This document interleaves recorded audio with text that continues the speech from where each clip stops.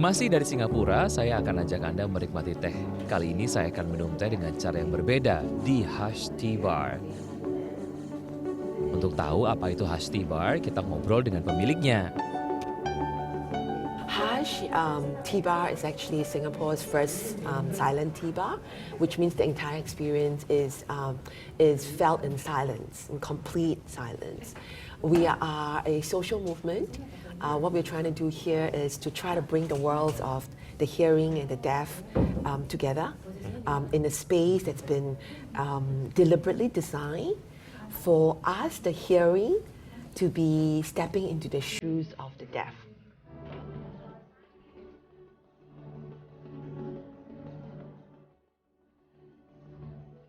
Ya, berdiam diri dalam kesunyian sambil meminum teh bisa jadi terapi bagi orang-orang yang sudah terlalu sibuk dengan rutinitas mereka.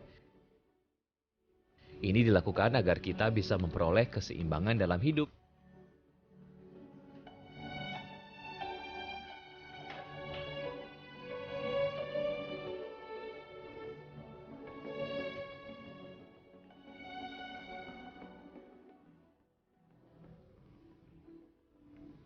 Sebelum kita masuk ke sesi berikutnya, kita memakai sumbat telinga. Selain memang berhubungan dengan konsep meminum teh dalam keheningan, hal ini dimaksudkan agar kita memiliki rasa empati pada kaum tunarungu. Lalu kami berkenalan dengan peracik teh di sini. Kebetulan mereka adalah kaum tunarungu. Kami juga menyempatkan diri belajar bahasa isyarat dan beberapa frase. Di sini kita diminta untuk memilih teh berdasarkan mood yang dirasakan. Setelahnya, kita akan memilih kartu yang sudah ditulisi pesan kasih sayang oleh peserta workshop sebelumnya. Ini menyeratkan pesan bahwa ternyata kita tidak perlu bertatap muka dan mengenal seseorang untuk merasakan pesan cinta dan kasih sayang. Kita masuk ke Hush Zone. Ini adalah area minum teh. Peraturannya, minum seteguk teh, pejamkan mata, tarik dan hembuskan nafas secara perlahan sebanyak 3 kali. Lalu kembali reguk teh dan kembali tarik dan hembuskan nafas secara perlahan sebanyak 3 kali sambil membayangkan orang yang sangat berkesan dalam kehidupan kita. Lalu setelahnya mengucap syukur atas upaya kita dalam memecahkan berbagai permasalahan dalam hidup. Rangkaian minum teh ini ditutup dengan sesi sharing. Di sini peserta berbagi kesan saat menikmati sesi tadi. Bahkan ada peserta yang menitikkan air mata. Nah, untuk mendapatkan pengalaman ini, tak usah jauh-jauh ke negeri tetangga Singapura. Anda bisa melakukannya sendiri.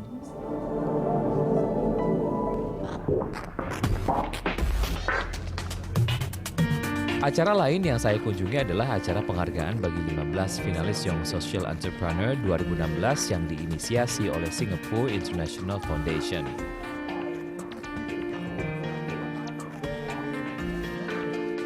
Ya, pemirsa, saat ini saya sedang berada di Suntec Convention Center. Saya lagi mau masuk ke sebuah acara namanya adalah Young Social Entrepreneurs. Ini adalah sebuah acara yang diinisiasi oleh Singapore International Foundation untuk menjaring pengusaha-pengusaha muda yang ada di Asia untuk mempresentasikan ide mereka. Dan tidak hanya bisnis saja, tapi usaha mereka ataupun bisnis mereka harus memiliki dampak sosial bagi lingkungan sekitar. Nah, acaranya seperti apa? Masuk ke dalam.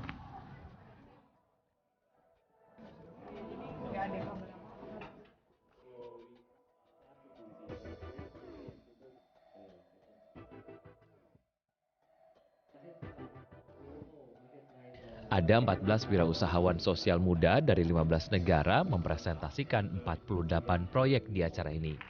Sebanyak 15 tim yang terdiri dari 38 pemuda dari 7 negara, yaitu Indonesia, India, Singapura, Malaysia, Thailand, Filipina, dan Yaman, terpilih mengikuti pelatihan selama 8 bulan. Sektornya pun sangat bervariasi, dari makanan, pemanfaatan limbah batik, produk tas dari kulit, kain tenun, hingga teknologi penggaraman. Puncaknya, mereka akan melakukan pitching dan presentasi di depan juri yang terdiri dari ahli bisnis dari beberapa perusahaan konsultan bisnis terkemuka dan juga investor. Dari rangkaian kompetisi, terpilihlah Kama Batik dari Indonesia menjadi satu dari 6 tim Young Social Entrepreneurs Singapore International Foundation yang menerima pendanaan untuk proyek kewirausahaan sosial sebesar 20.000 dolar Singapura atau sekitar 186 juta rupiah. Kita ngobrol yuk dengan salah satu pemenangnya. Sebenarnya awal kita mulai lomba itu kita masih inisiatif plan doang. Tapi setelah dinyatakan lulus 15 besar, baru kita mulai gotong-gotokan cari orang yang buat diberdayakan, cari supplier sampai hari ini. Hal yang paling membuat kita berhasil itu adalah karena kita ngerasain sendiri hidup di desa itu kayak apa. Dan kita ngerasain sendiri bagaimana susahnya cari duit untuk orang-orang yang emang gak punya kemampuan khusus, latar belakangnya rendah, apalagi job opportunity di Pekalongan tuh sangat rendah gitu. Jadi menurut saya kunci keberhasilan kita ini adalah karena kita sama-sama sepenasib, sepenanggungan sama ibu-ibu yang kita berdayakan. Dan nilai sosialnya akan berdampak banyak gitu. Oke, hadiahnya mau diapain? Hadiahnya sepenuhnya kita akan buat untuk mengembangkan lebih banyak lagi ibu yang akan diberdayakan, lebih banyak lagi sampah limbah badik padat yang akan kita kurangin, dan lebih banyak lagi orang-orang yang kenal, tahu bahwa batik itu sebenarnya punya masalah tapi bisa kita atasin. Banyak inspirasi yang saya dapat dari jalan-jalan saya ke Singapura kali ini. Semoga cara yang dilakukan oleh wirausahawan sosial di negeri singa ini juga bisa diikuti oleh para wirausahawan muda di Indonesia. Saya Wiki Ardian undur diri, terima kasih. Sampai jumpa di The Belusukan episode berikutnya.